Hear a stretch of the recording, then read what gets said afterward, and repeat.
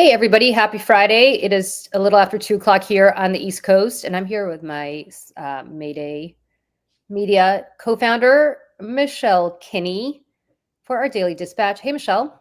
Hi. Lots of things happening. I'm wearing my Tom Morello Destroy American Fascism t-shirt today, which I felt was appropriate, given literally everything. I'm wearing my Newport Sailing Club. Well, we were talking about sailing in Nantucket yesterday. Which is not all about preserving democracy, but probably funded by people who don't care about democracy that much. Yeah, there's a whole lot of that. That's not what I want to talk about, though. What I want to talk about today is Jim Comey. And I think we're not going to say anything that you haven't heard from a million other people about how this is a weaponization of government and a weaponization of the Justice Department and how completely inappropriate it is for Donald Trump to have effectively put out a public social media post screaming at Pam Bondi to indict Jim Comey, and also that, of course, this is not an easy indictment insofar as that others refused, including a Trump-appointed U.S. attorney in the Eastern District of Virginia was fired and replaced by a woman who I guess is Trump's personal lawyer, but Lindsay Halligan. Yeah, she's like an insurance attorney. She's never done anything like this. I think she's only been involved in her career, like 3 cases that have literally nothing to do with this. And she also is a former Miss Colorado runner-up of the Miss USA program, which I just, when she did it at the time, Miss USA is a private company that was owned by Donald Trump and then by someone else. And the Miss America organization, obviously being separate and a 501c3 that, does scholarships and stuff like that. Very different. So Miss USA was a company, and she was part of that period of time when also Erica Kirk was there as well. There's actually a picture of them on stage together, which is crazy. Well, I don't begrudge anybody being in the pageant world. No, I don't either. I'm just saying, but it's the whole thing is it's just stupid because what's stupid about this is I went on CNN yesterday and I'm debating David Urban, who, by the way, we don't agree on much, but is, unlike Scott Jennings, genuinely a nice guy, and I think it's he really is, actually, at least to me. I've always gotten along with him really well. I can care about that. Very thoughtful guy. It doesn't excuse the viewpoints, but nevertheless, just to put in perspective that, I don't dunk on him just to dunk on him, unlike Scott Jennings, who of course is so dunkable. Well, Scott Jennings, he's Scott Jennings is just an asshole, so that's different. Yeah. But so David is basically saying, like, karma, this is karma because he came for General Flynn, and how could he come? And like, I just want to put something in perspective here, because I wrote a whole Substack column about this, and I was actually up till 2 a.m. last night writing it because I was so impassioned about what I'm about to say, but B, also very much upset that nobody has put Comey's legacy in perspective. And what I'm about to say, I say despite the fact that Jim Comey should not be indicted. Of course. Comey should be living wherever he was living, writing his fiction books, playing in the sand, and spending the rest of his life living in ignominy and with shame for what I'm about to describe. Jim Comey is the reason that Donald Trump is president today. It's not the only reason, but he is a major reason. And I want to explain why. And I want to explain that if Jim Comey finds himself indicted today, it is because he had a hand in electing the man who effectively indicted him. Yep. And for all that David Urban is basically saying karma is coming for Jim Comey, if anybody should be saying that, it should be Hillary Clinton. It should be us in the Democratic Party. And it's not just because of the reasons that you think, which is that he held those press conferences and, but her emails and all of that nonsense. It is because this is the man who was in charge of the Federal Bureau of Investigation and was concurrently with being in charge of the counterterrorism and counterintelligence agency of the United States of America, the greatest country in the world at the time. Jim Comey was nothing more than a useful idiot for the Kremlin.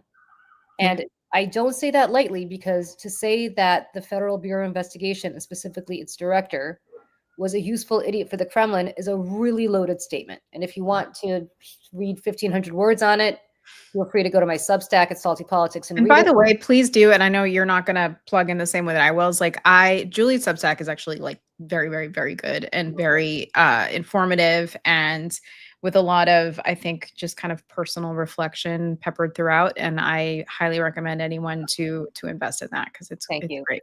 But that's not why I'm saying it. I'm just No, I know. saying, I just I wanted to say that. because we don't have all data for me to read 1,500 words out loud. So I'm just going to sum it up for you. Look, in 2015, Jim Comey launched an investigation into Hillary Clinton's email server. If you remember, she was using a private email server to allegedly store potentially classified information. At the same time that Jim Comey did this, the Russian military intelligence services and their foreign intelligence services, so basically their equivalent of the DIA, although it's a little bit different, and the CIA, the Russian equivalent, started probing ways to hack into the Democratic National Committee. The first time the DNC heard about this was well over a year later, when the FBI told them that they had been successfully hacked. The FBI should have been on top of this from day one. They were not. That is on Jim Comey. But I'm going to go on as to why he actually, even despite that, became a really huge, useful idiot. After Jim Comey started doing this investigation into Hillary, if you remember, the Justice Department under Loretta, the Attorney General at the time, Loretta Lynch, told Comey that he should investigate whether Hillary broke the law, and he should recommend whether to indict her or not. The reason that was the case is, if you remember, she and Bill Clinton ran into each other on the tarmac. Yeah, That was a 5-minute conversation about grandchildren, and next thing you know, she's completely hopelessly compromised. How funny is that, considering where we are today? So she, trying to be pure and the Caesar's wife, and I don't want to hear that shit from you Democrats ever again. Merrick Garland, whoever the next one is, I don't want to hear the pure than Caesar's wife shit. Those days are over. But at the time, she said, hey, Jim Comey, you're the director of the FBI. You're a registered Republican. Nobody thinks you're a Democratic hack. You weren't appointed by, anyway, the point is you decide. Right. And Comey decided not to indict Hillary Clinton. Now, when you don't indict somebody, you just don't return an indictment. Which means that, or you don't recommend, when you don't recommend that somebody seek an indictment in front of the grand jury, you just don't do it, right? But that's not what Jim Comey did. In July of 2016, at the height of the Democratic primary season, Jim Comey held a press conference saying, we found things on this private email server that were classified, and I want to be clear, they were retroactively classified, not when Hillary. Yeah, that's a good point. That's a good point, right? Because everybody forgets that. Right. But despite that, I'm not going to recommend an indictment of Hillary Clinton. But having said that, let me spend an entire press conference discussing how awful Hillary Clinton is, what a disaster she is, how unethical this all was, and what a shit show this all was. I just want to ask you really quick, because my instinct is always to go to the place of hardcore misogyny. And I wonder if they would have done this to any other Democratic nominee had it not been her, had it not been a woman, had it not been 40 years of opposition messaging against her. Because I think it was her, and it was a woman, right? I mean, like, it can't just be they were a Democrat and that's why. I think not at that point. I'll tell you what the reason was, and he all but said it, which is he was trying to cover his ass. He didn't want anybody to think that he wasn't. He didn't want Republicans, because Republicans constantly play the refs. Always play the refs. And the Republicans have played the refs so much that even before Comey did this, they kept saying, oh, he's never going to indict her. He works for a Democratic administration, and the fix is in, and the fix is in. So in order to cover his ass, he decided to do something that is beyond unethical, which is he decided to opine. Right? He decided to Yeah. be a pundit. Now, I was at Fox News at the time when this happened, and I said at the time, and I'll say it again, if Jim Comey wanted my job, he should have resigned as director of the FBI and taken it. If he wanted to Right, sit on the right. couch. Well, that's the role of the media in all of this too. And somebody in the Right. comments was just saying, like, this is a point at which media was frothing at the mouth. They absolutely were, and they were making it 1000%. 1,000 times But worse. that's what this was. He was getting Right. pressure but the media was frothing in the mouth because the Republicans work the refs, which is the media. Mhm. Mhm. And they continue to do that. They're working the refs on Charlie Kirk's legacy now, which is why Charlie Kirk went from being the horrible, racist, misogynist, homophobe hater that he was in life to now suddenly being the second coming of St. Paul. If you Oh, yeah, listen, we're gonna put him on money now. It's yeah, I fun. mean, like this is what they do. They work the refs, Unbelievable. right? Martin Luther King's not on money, but Yeah. apparently Or he is. Harriet Tubman Yeah, or or, Harry Tubman. So the point is that this was just a total shit show. And this continued on and on and on and on. And he, what was also happening at the same time was that he proceeded to ignore the fact that virtually at the same time this happened, the Russians accessed the Democratic National Committee. Right. Like literally, Russia, if virtually you're at the same time. listening, Yeah, please but release. Yeah. that was after. But at Right. that precise month, they finally did it. The following month, you had the DNC, and the following month, they decided. The following month, they decided that they were going to just, you know, release all of these emails on the eve of the Democratic National Convention. Mhm. Mhm. And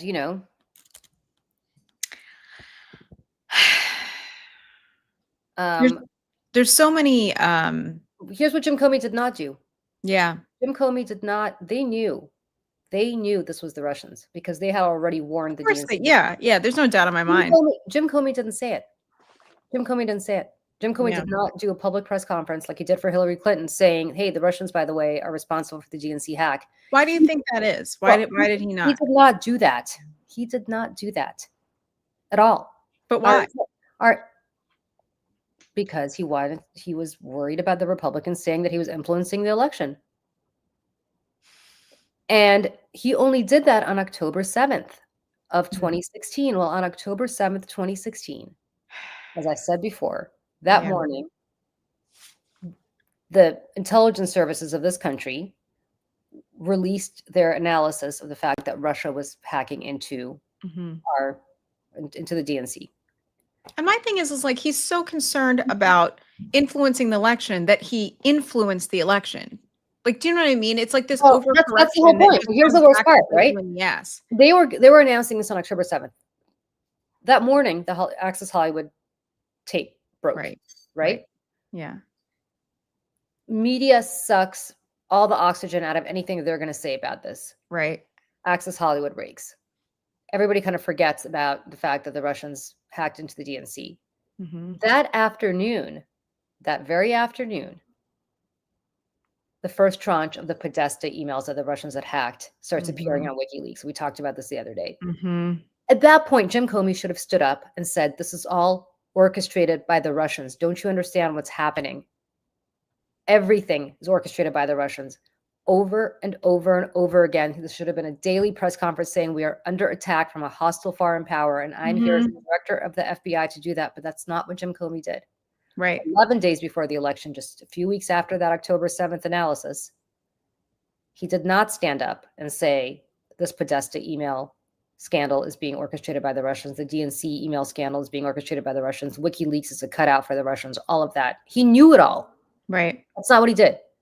11 days before the election, he stood up and said, "Oh, we just found a new tranche of emails from Hillary Clinton on Anthony Weiner's laptop." There was nothing in those emails, nothing. But by reopening that was the coda to this election. If I were sitting in the Kremlin and I saw this, I would be like, I cannot believe that the director of the fucking Federal Bureau of Investigation is such a useful idiot for us. Like a cutout, like an idiot on the street would be more would be able to put this together and know what to do better than Jim Comey. Mm-hmm. And I just cannot forgive. Not so much, I mean, yes, that he decided to influence the election, but he was so worried about influencing the election that he influenced the election. But that he did not warn the United States and the people that he was serving, about the fact that they were truly under attack. This is like somebody watching Pearl Harbor take place and well, saying, that's the problem too with like the United States of America and the people who live here. And maybe this is a global issue, I don't know, but it just seems to be prevalent in my day to day. Unless there are bombs dropping, people don't see the imminent threat. They don't see the threat that's happening to them in real time.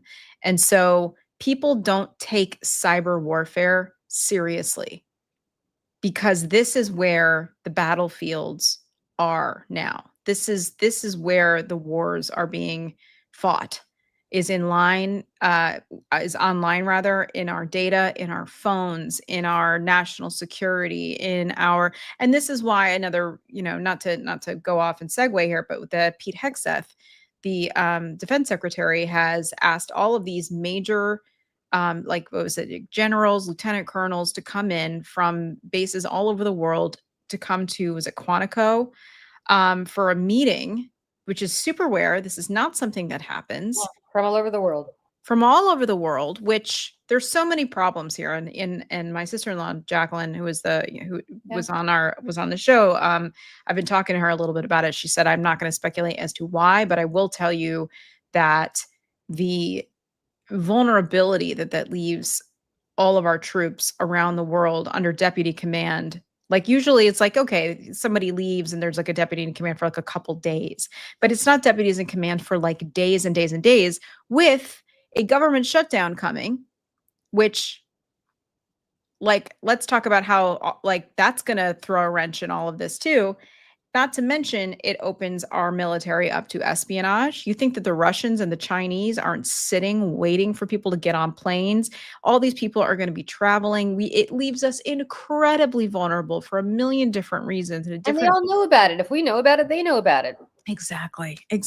And so, like, and they probably knew about it before any of us did. And so, it just goes to show, again, it's the lack of transparency. It is the lack of awareness, or even just taking this seriously. And this is why at the beginning of Donald Trump's term, they destroyed any Russian cybersecurity, barricades that had been put up during the previous administration to protect us from this stuff are gone now. And so we're right back, and like we're rolling out the red carpet, literally, for the Russian dictator Vladimir Putin, which is just, So I will tell you, is Jim Comey now democracy? I really asked the question: is he a villain or is he a hero? Like, he then doesn't bend the knee to Trump, which is when Trump, I mean, if I were Donald Trump, I would have sent James Comey a magnum of the most expensive champagne possible on election night in 2016 and called it a day. Right. But of course, it's Trump, so he wants to go even further, and Comey won't bend the knee. And Comey, he asked Comey to let it go with Michael Flynn, who of course had lied to Vice President Pence, right, and to others about whether he had had conversations with the Russian foreign minister, Sergei Kislyak. And he was being investigated by the feds for lying. And Trump asked Comey to can you find your way into letting this go? And Comey said no. And that's when Trump fired Comey and got really pissed at him. And then Comey, went negative on Trump. And now we find ourselves here today. So good for Jim Comey for not bending the knee. Should we play his response? He put up a video. He put up a video, I guess, on Instagram and other places last night. So let's just play this. My family and I have known for years that there are costs to standing up to Donald Trump, but we couldn't imagine ourselves living any other way. We will not live on our knees, and you shouldn't either. Somebody that I love dearly recently said that fear is the tool of a tyrant, and she's right. But I'm not afraid, and I hope you're not either. I hope instead you are engaged, you are paying attention, and you will vote like your beloved country depends upon it, which it does. My heart is broken for the Department of Justice, but I have great confidence in the federal judicial system, and I'm innocent. So let's have a trial and keep the faith. My family and I have known for years that there are costs to standing up. There we go. Yeah. So I don't think this is going to get to trial. I think this is going to get tossed. I hope not. Yeah, I hope not too. And whoever throws the case out, whatever judge or whatever throws this case out, which they will, I'm sure that judge will be fired or removed from their position. And he can't really do that because they're federal appointees, but I know, but yeah, who's to say he was not going to try? He's not going to do it. He'll find somebody to do it for him. And this woman who's, the prosecutor in the Eastern District of Virginia or whatever it is, does she want to get disbarred?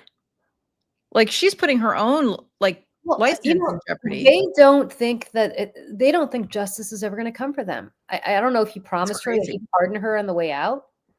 But that's just from criminal prosecution. But he can't protect her from being disbarred, not in Virginia, at least. I don't think he cares. She cares about whether she's disbarred or not. Probably not. But she's less qualified than Alina Habba, if that's saying anything. I'm not sure about that, but they're probably equally unqualified. But I will say that this federal judge, who does have lifetime tenure and therefore cannot be fired, but he's a Biden appointee, and of course Trump is already going nuts on social media saying this is a disgrace that this went to a Biden appointee. Again, you're playing the refs in a way that the judge is now going to think twice about doing the right thing. This is selective prosecution, 101. Yep. But I will say, to me, Comey is like a Shakespearean figure because he's such a complex case. Yeah. Not particularly complicated as a man. I think he was a CYA guy first and foremost. For sure. Kind of not company guy, but a company guy, but FBI, you know what I mean? He's always, righteous in his decision making and at least trying to perform that he's doing the right thing. I mean, but that doesn't really get you anywhere in this day and age. And as MJ in the comments reminded me, I can't believe he's 6'8". He is 6 foot. He's a giant, I know. 8. But he is a complex figure, and he's a complex figure because he tragically finds himself here because of the actions that he took in 2016. You're right, Julie. When he looks in the mirror, I hope he understands the mistakes that he made. I hope he understands that his behavior didn't just harm him, but it harmed the country and strengthened the Russians and allowed them to continue interfering in our democracy, which they do to this very moment.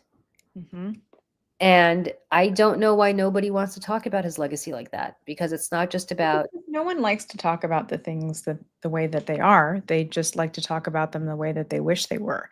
And that goes both ways.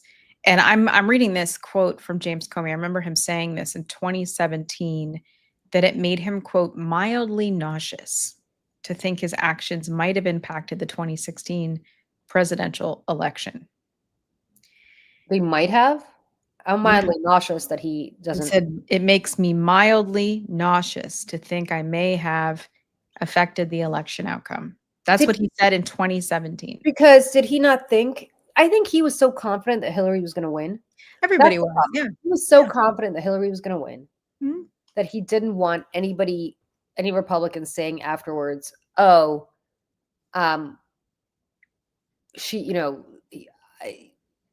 this guy's just in the bag for the president and yada, yada. And the problem is that, of course, he thought, well, she'll never fire me because you just don't fire FBI. I mean, I have a 10-year, right. I have a 10-year appointment. I don't because this is the head of this is the director of the FBI. if you don't have a Who now is psychological, Cash Patel? Like, you have to tell, but and if you that's don't the have other thing here. You look at the yeah, difference of of integrity between the two people. However, we feel about James Comey and his actions and everything. It's like he is the polar opposite of Cash Patel. Polar opposite. sorta, but at I least mean, Cash in Patel my seems a eyes, little bit. yeah. I mean, funny thing is, Cash Patel is actually savvier. Like Cash Patel is just putting it out there. He's like, yeah, I'm a fucking hack, and I'm gonna be a hack, and I work for the president, and I don't work for the He's a country. hack, but I feel like it's deeper than that because he's so deeply wants to be loved too. He's a very simple but yet complicated Well, Comey person. too. Yeah. Comey too. I mean, the difference is Patel doesn't try to get on a moral high horse and pretend that he's above all of this. Yeah. Cash Like Patel just wants to be on TV and he wants to be a star. Cash Patel wants to be Cash with a K and With a a dollar right, sign. with a dollar sign, With a and he dollar wants to sign. go Cash Patel fight in was a the cash in. He was all UFC. over. Right. I Right. mean, I don't know who the hell Cash Patel was before he entered our national discourse, but this is, this is Cash Patel's riches to having cash with a K. But He's a pick me at heart. That he's is a, his core. That's that's what Norma exactly what says it is. in the comments. Yeah. Yep. But Mhm. Thirsty sycophant, Lisa says. yep, Yes. Clout chasing for relevance. Also accurate. yep. But Mhm. in terms of He's a meme. He's a meme. he is a meme. He's not even a human being. He is a meme. That's true. He is a meme. He's a human embodiment of a meme. Oh, Yeah. that's funny. But Comey to me,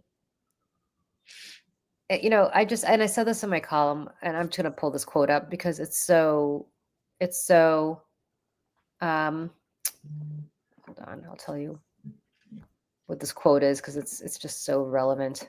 My mom just texted me that Cash Patel wants to live in Vegas with the showgirls.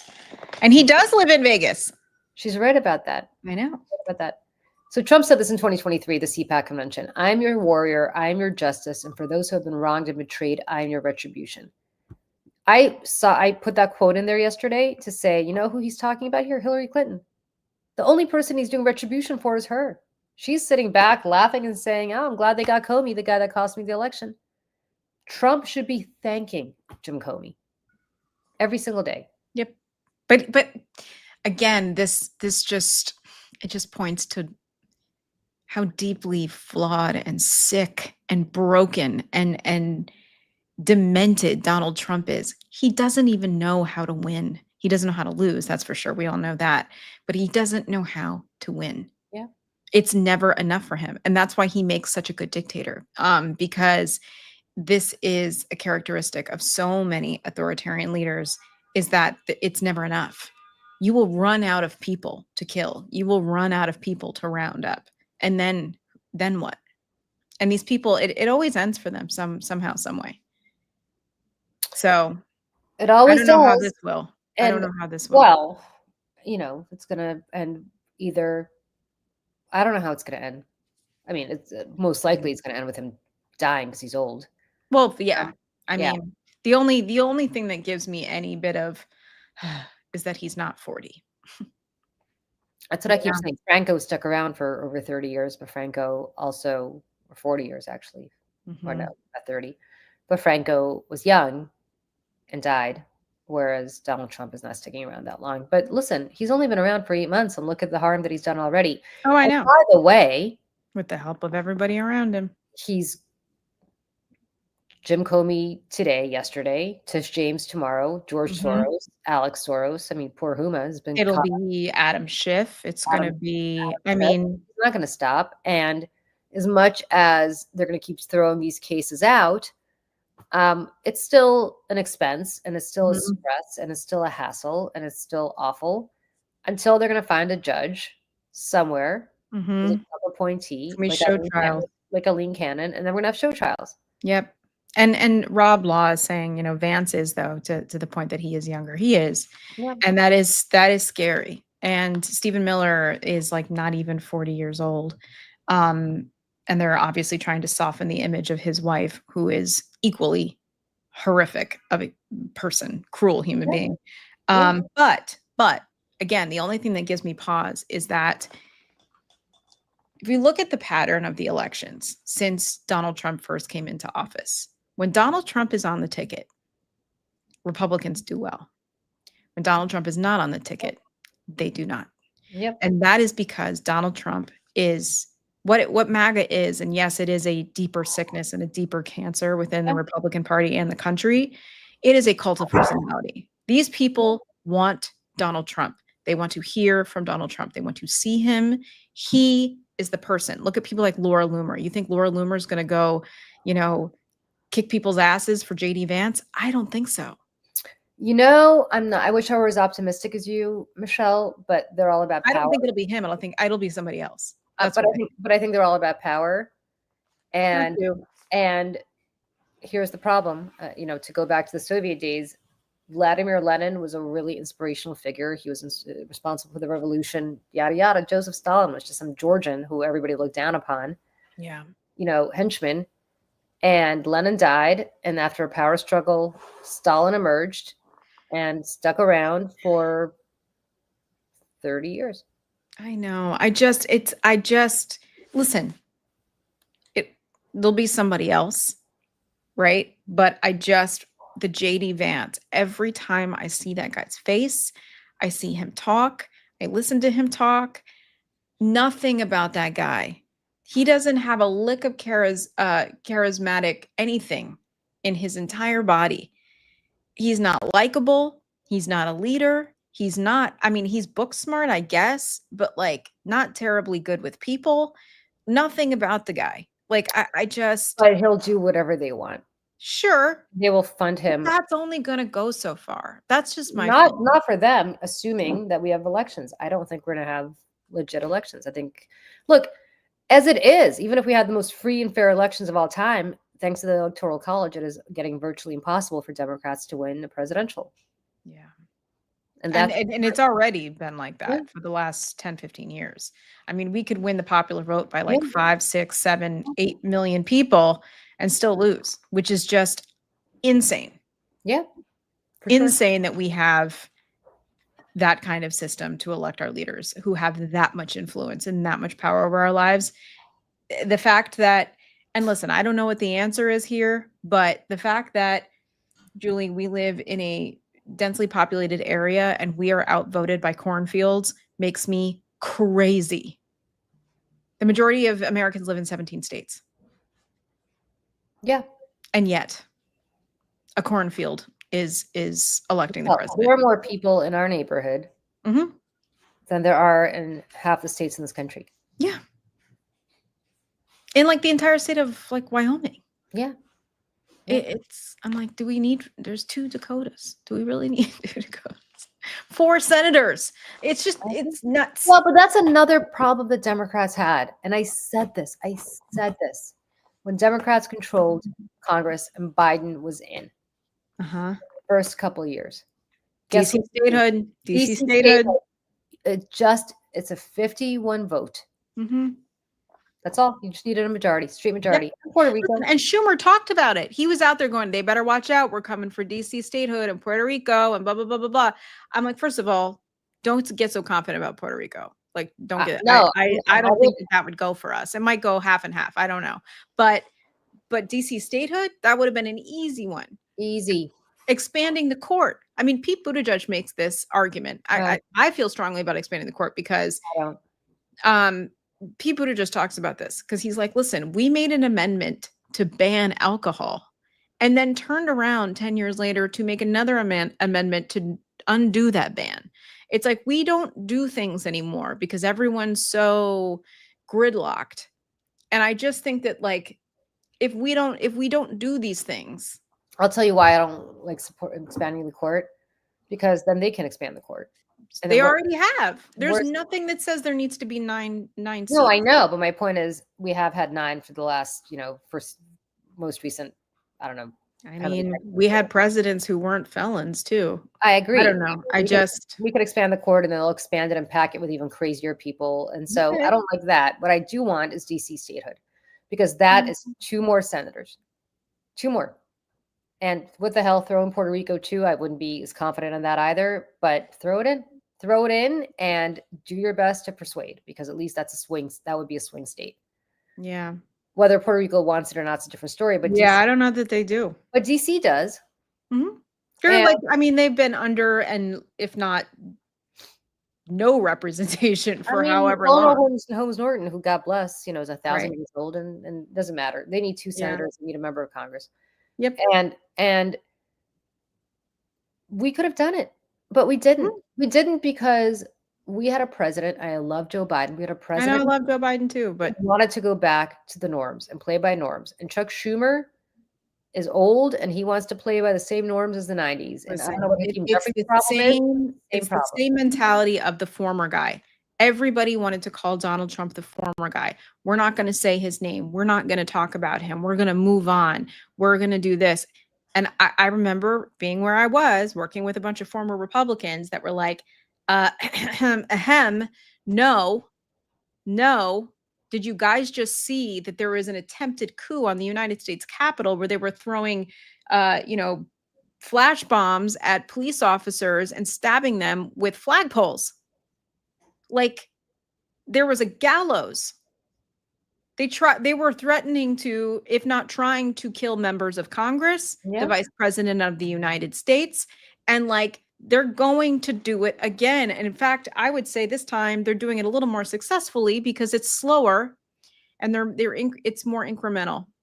And it's a slow moving coup. And because I don't know, people just thought we were going to move on, and that was a very, very stupid and naive thing to do, because he was out there on the road doing rallies immediately. And I remember telling people at the time, people in my life, because at the time, my job, I would have to work on a lot of rapid response stuff. And I was always watching, and I'm, people are like, why are you watching that? Don't watch that. It's crazy. Like, well, and I'm like, because he's not going anywhere. We have to be watching him.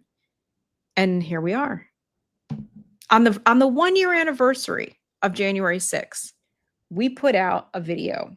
We had hired a friend of mine who's an actor, his name's Matt Walton, to play a fictional right-wing, like Fox News host, doing a straight to camera on January 20th, 2025.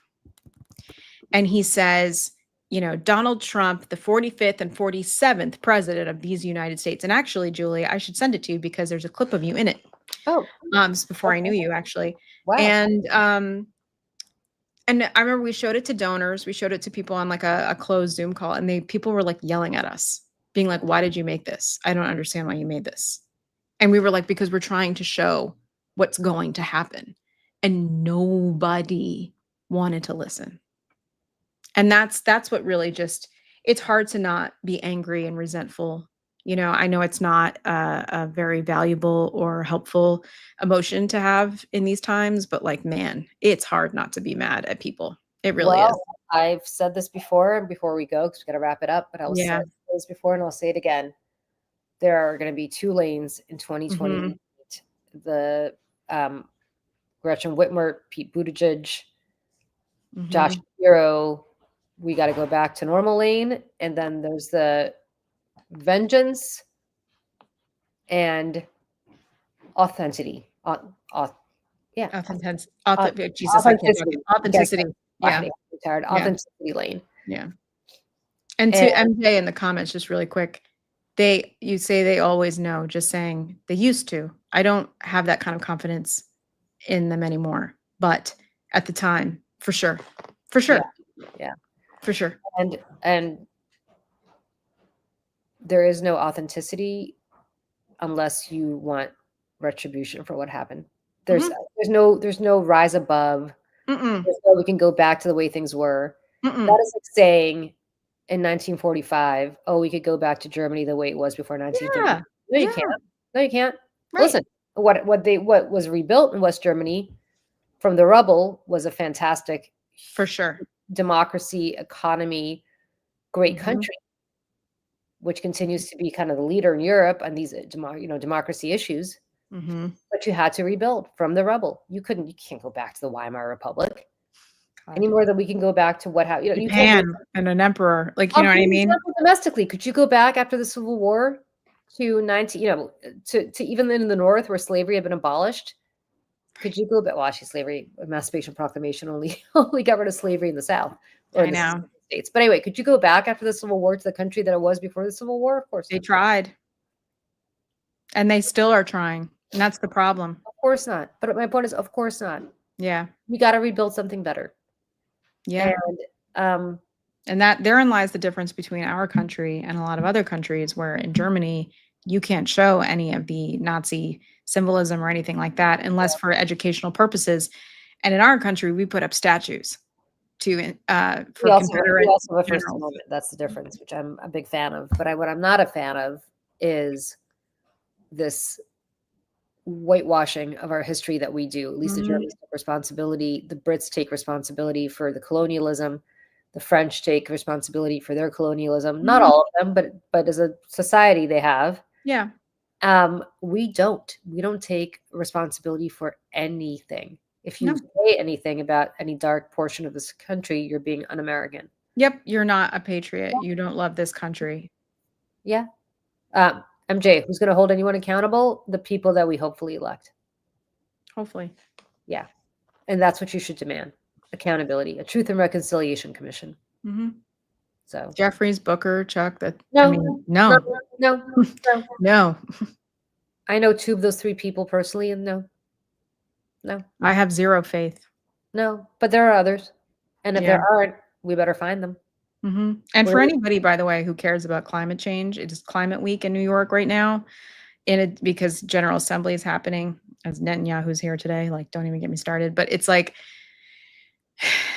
Senator Schatz was on Chris Hayes last night talking about it. And, because he's a big climate hawk, and he was saying basically, I used to say to people, like, don't worry, the United States, we're still with you. We're still with you. And he's like, and now I'm telling people, go ahead without us. Don't wait for us. We'll be back. I just don't know when. And that is incredibly sobering. Well, because climate's the thing that's going to come for all of us. It's just, Senator Scott should have thought of that before voting for the continuing resolution in March, but that's just my view on Senator Schatz. Well, the thing is with that too, is because, and then you learn months or weeks later that vote was because he's trying to be minority whip, and he needed Chuck Schumer's support to whip the votes to be the whip.